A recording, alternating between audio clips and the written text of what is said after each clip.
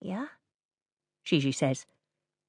She reaches across and touches the waiting tissue with the tip of one finger.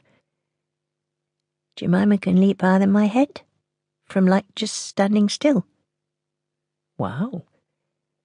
And she does somersaults and stuff, twisting and turning in midair. She's a real show-off. It sounds like the two of you are pretty close. Silence. Dr. Rowe shifts in his chair, trying to ease the gas that is building up in his guts. He really should have ordered the tuna. Gigi is holding herself terribly still, taking tiny sips of breath so as not to break apart into sharp little pieces. She focuses on the corner of tissue till it seems to expand and fill the whole room with bleached whiteness. Her eyes ache. In and out. Little sips of breath. Gigi? But Dr. Rowe has been in the business long enough to know that his patient is not going to say any more. Not today. Adele sits in her car in the parking lot outside and waits for her niece to emerge from the building. She closes her raw eyes and leans her head back. Her body aches to sleep, but her haranguing thoughts won't let her. In her lap, her hands are clenched into fists, her fingernails going from pink to white to mauve. Purple fingernails. Adele and I always used to share nail varnish when we were teenagers. She liked to paint her toenails, and I used to colour in my fingertips, under the misguided impression that it made my long hands look less monkeyish. I remember how Adele once spent 15 whole minutes selecting a shade of nail varnish from the array of little bottles at the big pharmacy in the mall.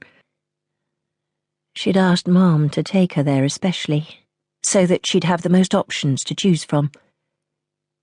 The rich, bluish burgundy shade that Adele finally picked looked to me like dark, clotted blood. But from the satisfied look on her face, I imagine it must have made her feel edgy and darkly alive.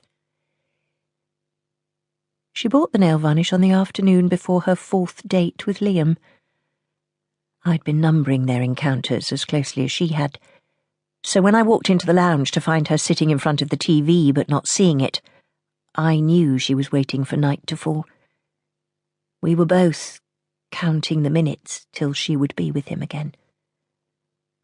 I watched her from the doorway, seeing how she kept glancing at her socked feet with those freshly painted burgundy toenails beneath. Clearly, she was planning for Liam to see her naked feet. How much more of her nakedness was she going to share? The nail varnish was worldly looking, dangerous, sexy. My stomach clenched, and then fluttered, and then clenched again. The flickering light from the TV danced over my sister's face, but I couldn't read her expression.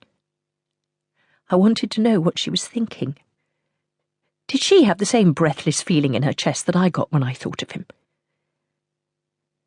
Suddenly, I jerked to life. I marched up to the sofa and ruffled her hair from behind. "Sally!" she yelped, spinning in her seat to scowl at me. "Come on, man!" What? To keep listening to this audiobook, I've left you a link in the description so you can do it, at no cost thanks to Audible's 30-day free trial.